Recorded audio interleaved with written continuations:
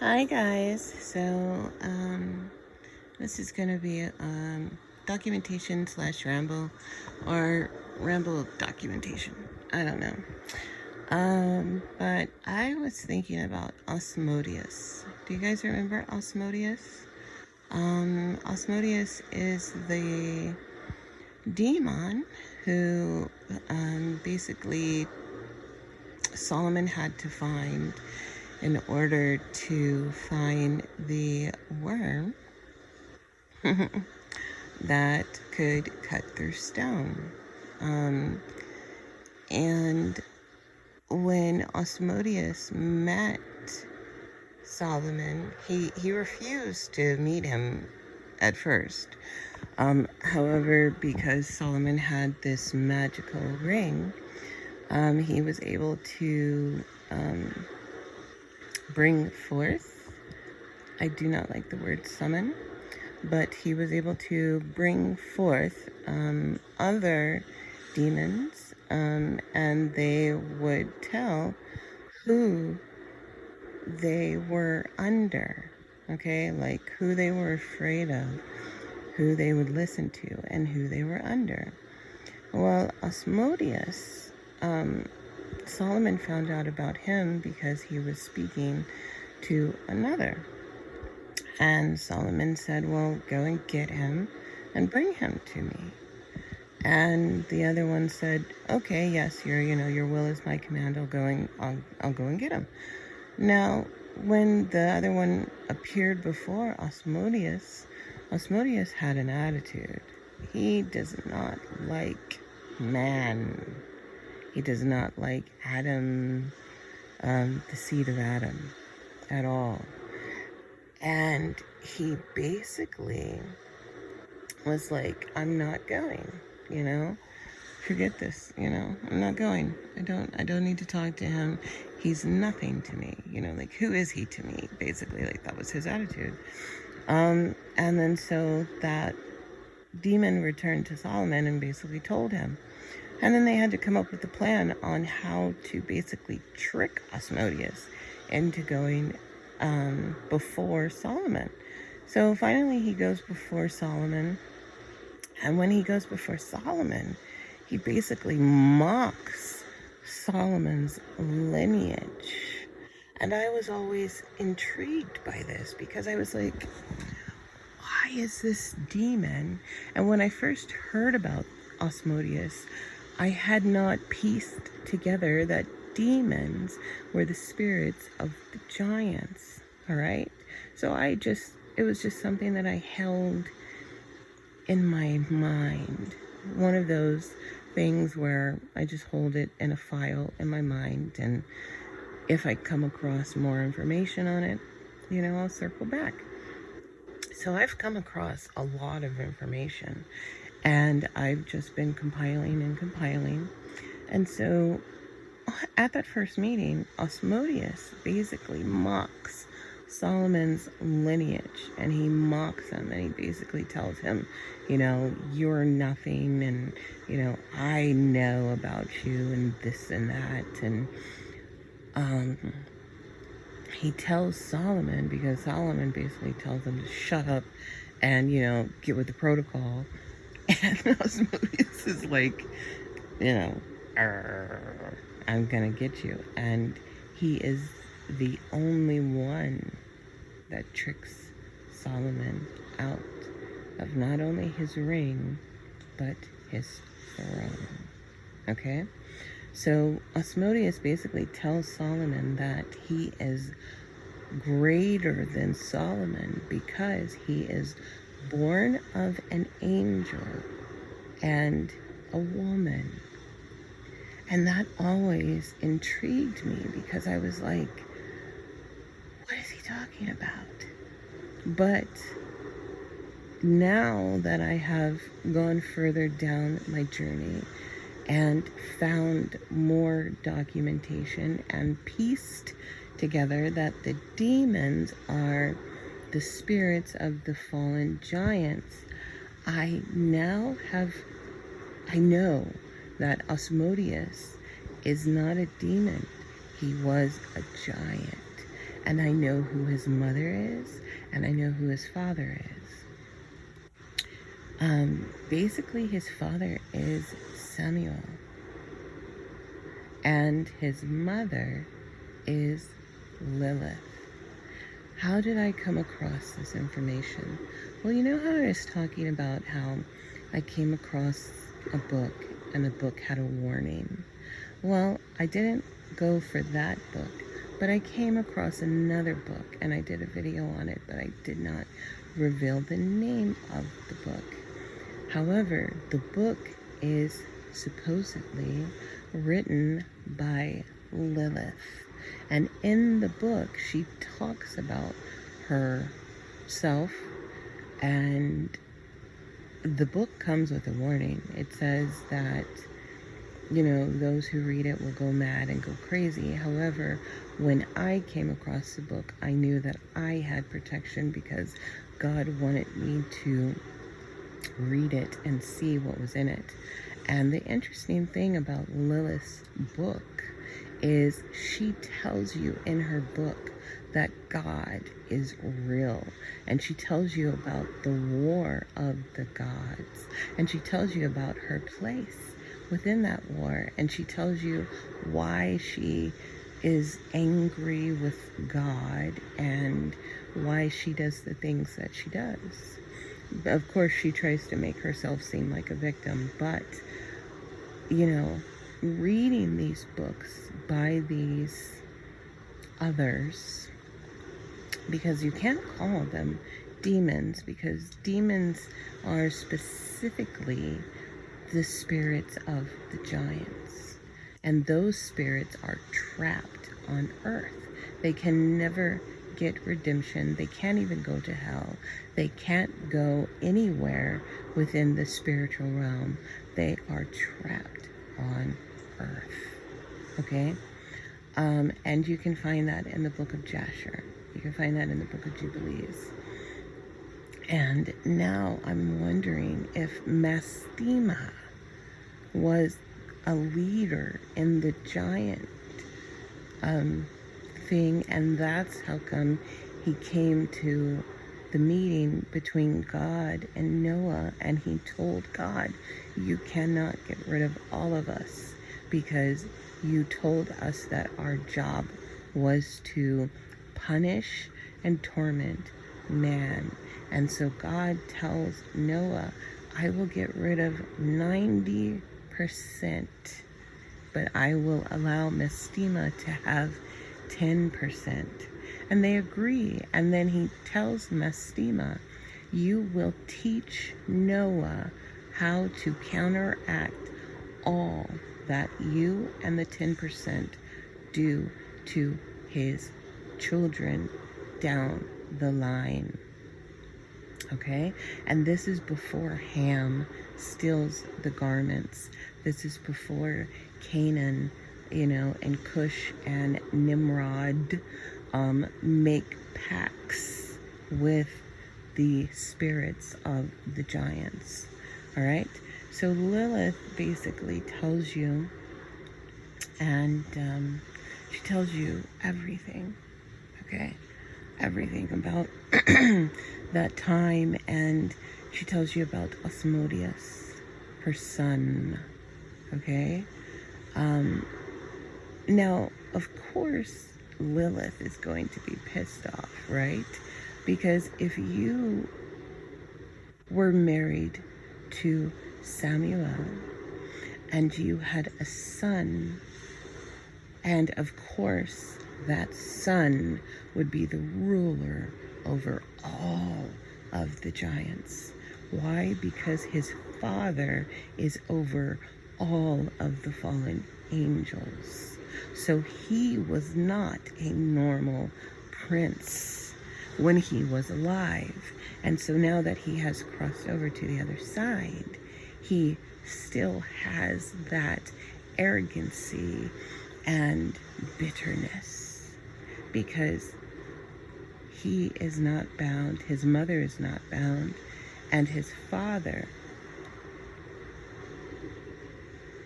supposedly is not punished. Okay?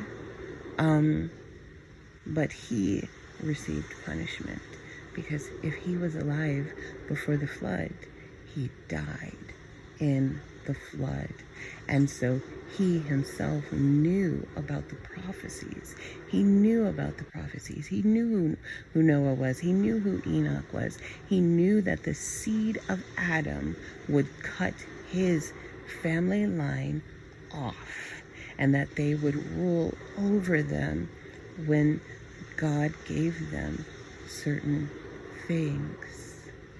Because Solomon is not the first in his bloodline to rule over the demons. You guys know that Rokai, who was Seth's younger brother, he had a special place within the giant kingdom of Sorak. Okay?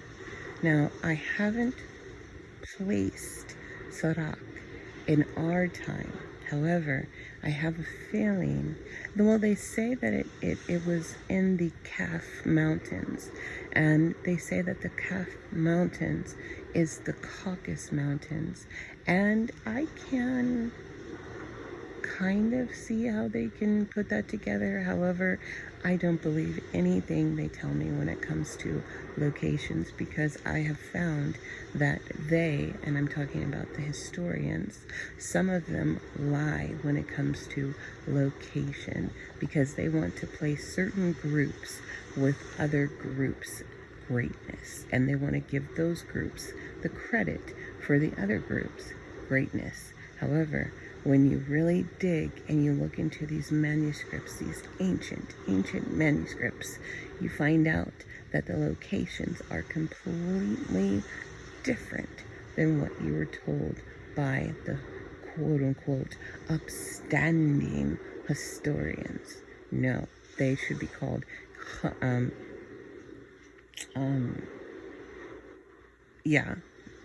okay, God, thank you. He was like, he took it right out of my mouth. He's like, don't say that. You're right, God. But Asmodeus, he hated Solomon, and he tricked Solomon out of his ring and other items that basically made Solomon king.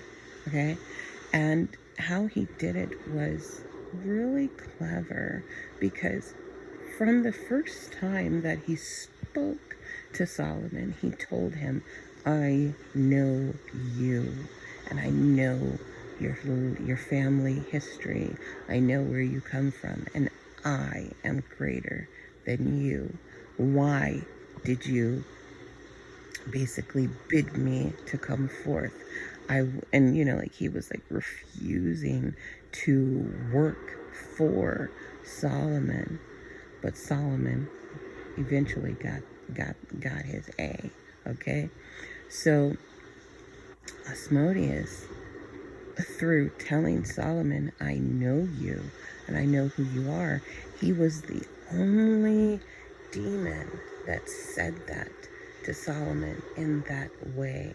So he intrigued Solomon, and Solomon beseeched Asmodeus to tell him his future, which is a sin unto God. Solomon was practicing biblical necromancy. Why do I say biblical necromancy? Because as I told you last night, there is a difference between biblical necromancy and what these people out here, think they're doing. And this is why I say that Satan, Lucifer, is more of a scientist than he is a quote-unquote warlock. However, within his science, knowing there definitely is magic. However, he allows those who are under him to be over those areas. And because of their nature, they love to trick man And man is very easy to trick and deceive. I hate to say this to you humans, but you are. You're so easy to trick and deceive. I used to have more faith within you, and I fought. I fought for you. I said, no, they need to know certain things, because if they know certain things, they will choose better. However, the longer that I observe, I agree with the heavenly council that certain things you should not be privy to, because you have an inclination towards evil. It is your nature. So anyways, let's go back. So Asmodeus knew that Solomon would want to do biblical necromancy. And what is biblical necromancy? Biblical necromancy is basically speaking to images or to the dead. It says interrogating the dead. Can you imagine that? Interrogating the dead. So basically it's like you, the living practitioner, you are tormenting the dead by summoning them, which I don't like that word, so I do not use it.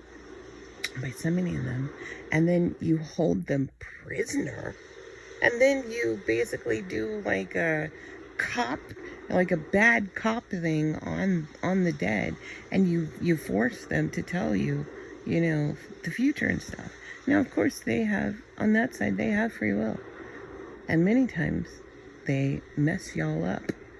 They set you up, but you got, you know, I'm not going to go into all that on here, but they set y'all up because you're stupid. A lot of you are not intelligent. You lack wisdom, and you get into situations with these demons, and you give them rulership over you. Rightfully so. Rightfully so. And so Solomon, in that moment, when he beseeched Asmodeus, and he pressed him, because Asmodeus said to Solomon, you do not want to know, and I will not tell you. Solomon should have left it alone, but no, Solomon pressed him.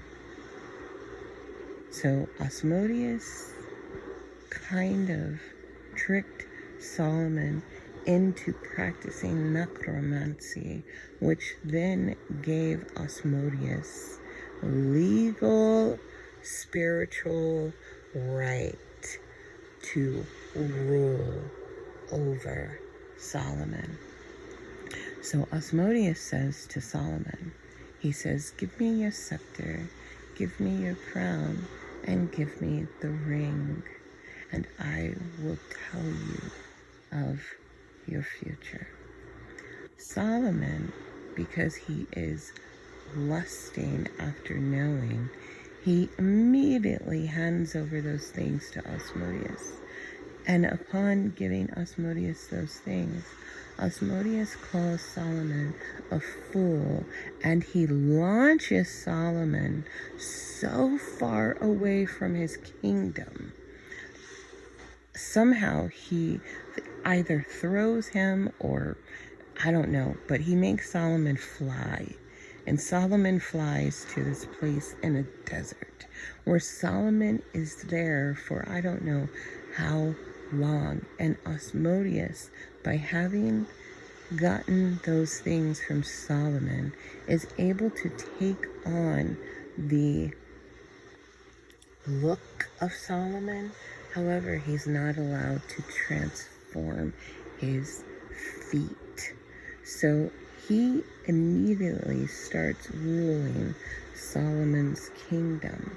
and sleeping with Solomon's wives and concubines. And the wise men notice that Solomon is having a different personality. He is not himself because he is Asmodeus. So they ask one of Solomon's wives to confirm that Solomon is not himself. And they basically tell her that she needs to check his feet. And she tells them, when we are intimate, he keeps his feet covered. He won't let me look upon them. So somehow this wife gets Asmodeus in a way where he can't move and he is probably sleeping. So she checks his feet, and his feet are that of a bird. And she runs and she tells Solomon's wise men that information, and they tell her, oh my gosh, that's not Solomon, that's Asmodeus, that's one of the demons. And so they basically tell her that, she's going to have to help them, capture Asmodeus, and they need to find Solomon. So long story short, Solomon basically finds his way back, but it's like years, okay? Took a long time to get back from wherever Asmodeus threw him, and when he gets back, he takes his stuff back and he binds Asmodeus, and then he puts Asmodeus to work on the temple. And Asmodeus was a Nephilim, but he was not a low-ranking Nephilim. He was the highest of the high Nephilim. And that's why he tells Solomon, I am greater than you, because he's basically mocking Solomon and telling him, my father is greater than your father.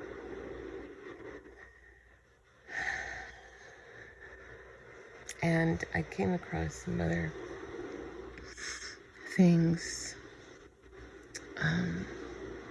that I may or may not go into, but it's basically a list of the Nephilim and how many there were. So according to some sources, there was 409,000 Nephilim on the earth at one time. Them angels was busy. Those 200 angels created 409,000 babies with women.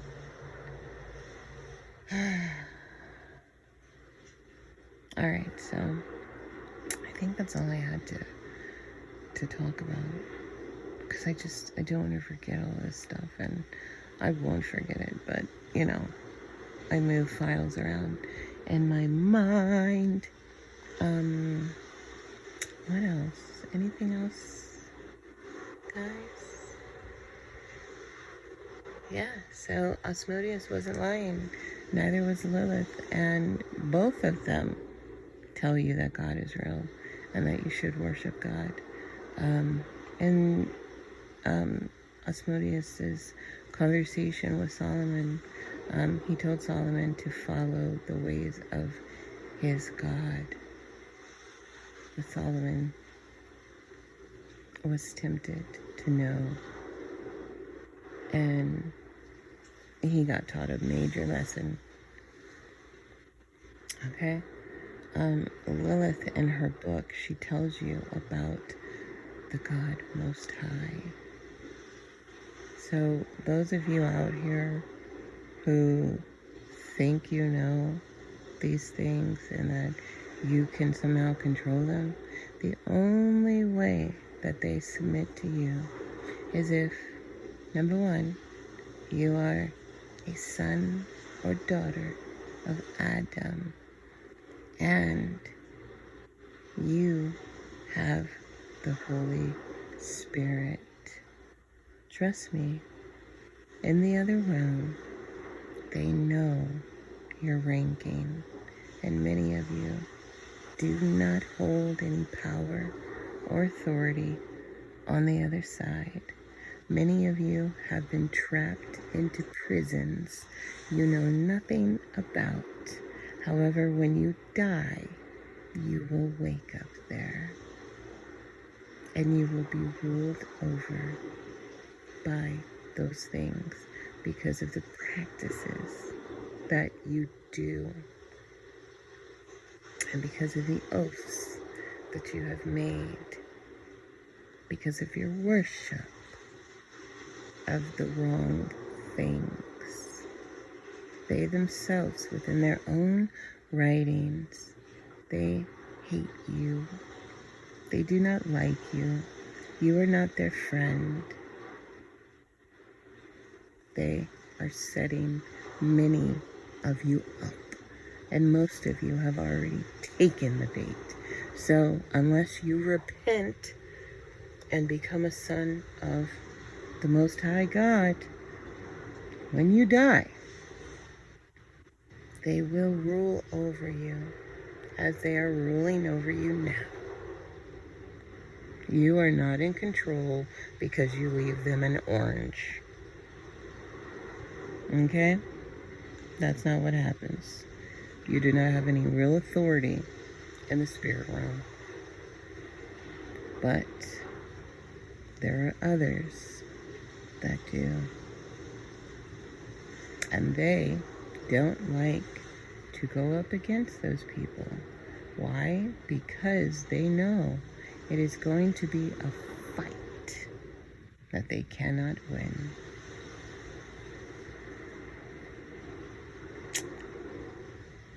But yeah, Asmodeus, son of an angel and a woman. So if he tells you that his mother is a woman, why do you guys make her out to be this goddess? She actually got transformed by marrying Samuel. And how did she get transformed? She turned into a Sarim. And that is not a badge of honor. She tricks the daughters of Eve that are easy to trick. She tells you this in her own book. She has no respect for those who think they are worshiping Lilith. She looks at you with hatred, and she herself places curses upon you and your bloodline, and she knows that she will be able to collect because of your ignorance. Eve was always greater than Lilith. And that is why there are some stories that Lilith was actually the serpent that deceived Eve. Why would she care about Eve if she didn't care about Adam? Because she knew once she married Samuel, she herself had fallen for a lesser position. And she became the mother of many demons. So, Lilith, you're the mother of many Nephilim, many Moguls, and you send them after the daughters of Eve. You want to harm the daughters of Eve because you made a bad decision and because people are stupid and they don't know the truth. You have made yourself into some type of sexual goddess when you yourself was lower than Eve. I know Samuel did not treat you with respect and honor. That is why you have taken on many lovers. Because once you gave Samuel what he wanted. He did not treat you well. And probably before you gave him what he wanted, he didn't treat you well. You are not free being his wife. You yourself are a prison. You are in prison, and you are a prisoner of his within his kingdom.